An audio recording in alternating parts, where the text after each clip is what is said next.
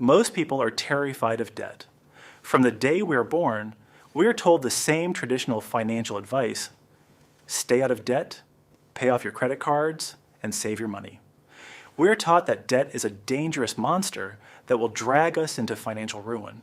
And for 99% of the population, that advice is absolutely correct. But what if I told you that the richest people on this planet do the exact opposite? What if I told you that billionaires like Elon Musk, Jeff Bezos, and Warren Buffett don't avoid debt, they actually run toward it? In fact, the wealthy use debt as their ultimate superpower to buy assets, avoid paying millions of dollars in taxes completely legally, and build generational wealth. While the average person uses debt to become a slave to the system, the rich use debt to buy their freedom. In this video, Richie is going to pull back the curtain on the global financial system. You're going to learn the difference between good debt and bad debt, the secret strategy called buy, borrow, die that billionaires use to pay zero income tax, and exactly how you can start using leverage to build real wealth, even if you are starting from scratch. Stop playing the game by the old rules. It's time to learn how the financial elite actually play. To understand how the rich use debt, we first have to understand that there are actually two completely different types of debt. Let's look at how the average person, let's call him Average Joe, uses debt versus how Richie uses it. Average Joe wants to feel successful. He wants the dopamine hit of driving a brand new car and wearing expensive clothes, but Joe doesn't have $30,000 in cash. So what does he do? He goes to the bank or uses his credit card. He signs a contract and takes out a loan to buy a depreciating asset, something that loses value the moment he takes it home. Joe bought a liability. Every single month, money flows out of Joe's pocket and into the bank's pocket, plus heavy interest. Joe is now trapped in a cycle. He has to work harder and longer just to pay off the interest on things that are already rotting in his garage. This is bad debt. It is debt used to consume. Now let's look at Richie. Richie wants to buy an apartment building that costs $100,000. Richie has the cash, but instead of using his own money, he goes to the bank. He asks for an $80,000 loan at a 5% interest rate, and he only puts down $20,000 of his own cash. Richie rents out the apartment building. The rent he collects from his tenants covers the mortgage, covers the bank's 5% interest, covers all maintenance costs, and still leaves Richie with an extra $500 of pure profit in his pocket every single month. Richie didn't use debt to buy a toy.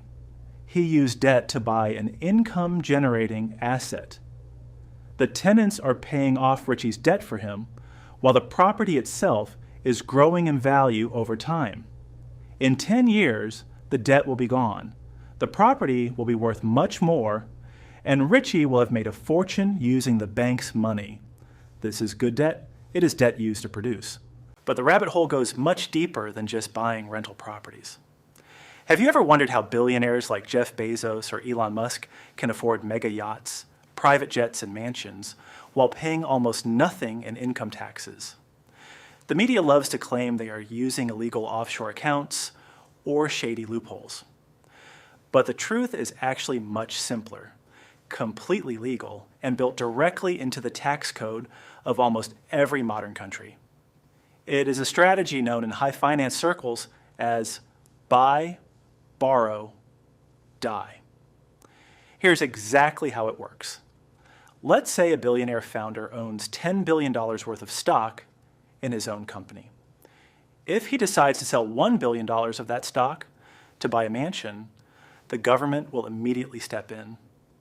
They will treat that sale as a capital gain or income and tax him at a rate of up to 20 or even 37%. That means he would have to pay hundreds of millions of dollars directly to the government. Billionaires hate paying taxes, so they do something brilliant. They never sell their shares. Instead, they buy and hold. Then they go to a private bank and say, look, I have $1 billion in stock, I don't want to sell it, but I want to borrow $100 million cash using my stock as collateral. The bank looks at the shares, realizes they are highly valuable, and gladly lends him the $100 million at a very low interest rate, say 3%. Now here's the magic trick. Under the tax law, borrowed money is not considered income. Loans are not taxable. So our billionaire friend now has $100 million in cold, hard cash to spend on his mansion, his yacht, and his lifestyle. And his tax bill on that cash? Exactly 0%. But how does he pay back the loan? He doesn't have a job or a salary. Well, as the years go by, the value of his stock continues to grow at, say, 8% per year. The value of his asset is growing faster than the interest rate of his loan. Eventually, when he passes away, the die part of the strategy, his estate sells a portion of the tax-free inherited stock to pay off the debt, completely bypassing the massive income taxes he would have paid during his lifetime. The rich understand that money is debt, and debt is tax-free. There is another massive advantage to using debt that the middle class completely overlooks: inflation. We are taught that inflation is a terrible thing that destroys our purchasing power. When prices at the grocery store go up, the average person suffers because their savings in the bank are losing value every single day. But for the wealthy who hold good debt, inflation is their best friend. Inflation actually pays off their loans for them. And let's look at the math. Imagine you borrow $1 million today to buy an apartment building. Your mortgage payment is fixed at $4,000 a month for the next 30 years. Over the next 10 to 15 years, inflation causes the price of everything to rise, including wages and rent. Because of inflation, the rent you charge your tenants double. The value of your building doubles to $2 million. But guess what stays exactly the same? Your mortgage payment.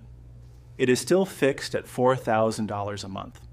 Because the purchasing power of the dollar has gone down, you are paying back the bank with cheaper dollars that are worth much less than the dollars you originally borrowed. Meanwhile, the asset you bought has increased in value in real-world terms.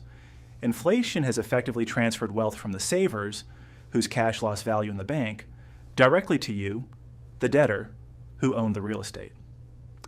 The system is literally designed to reward those who use debt to buy assets and punish those who save cash. At this point, you might be thinking, Richie, this is great for billionaires and people with millions of dollars, but how does this help me? I don't have shares or mansions to use as collateral. The concept of using debt to grow is called leverage. And you don't need to be a billionaire to start using it. You just need to change your mindset and start small. Here are the 3 steps to safely use leverage to build your own wealth. Step 1, eliminate all consumer debt. Before you can use good debt, you must kill your bad debt. If you have credit card debt, personal loans, or high-interest car payments, your financial boat has a massive leak. You cannot build a structure on a shaky foundation. Pay off every single cent of high-interest debt as fast as you can. Step 2, start with real estate leverage. The easiest and most accessible form of leverage for the everyday investor is a home mortgage. In many countries, the government will let you buy a property with as little as 3 to 5% down. If you buy a duplex or a multifamily property, live in one unit, and rent out the others, a strategy called house hacking, you are using the bank's money and your tenant's money to build your asset column for almost nothing out of pocket. Step 3, leverage your skills in business. Leverage doesn't always have to be money. You can leverage your time and skills. Instead of trading your hours for dollars at a job, build a digital asset, like a software, a course, or a brand. You invest the time once and it continues to generate passive income. Once your business is making consistent revenue, you can use low-interest business loans to scale it, hire people, and buy marketing using other people's money to grow your dream. But a word of caution from Richie. Debt is like a double-edged sword. If you know how to swing it, it can clear your path to freedom. But if you are careless, it will cut you deep. Leverage multiplies your gains, but it also multiplies your losses. If you borrow too much money on an asset that doesn't produce cash flow and the market crashes, you will go bankrupt. The key to using debt like the rich is risk management. Never borrow money you cannot support with guaranteed cash flow. The financial system is a game. The poor work for money. The middle class saves money. But the rich use debt to buy assets that make money, completely tax-free.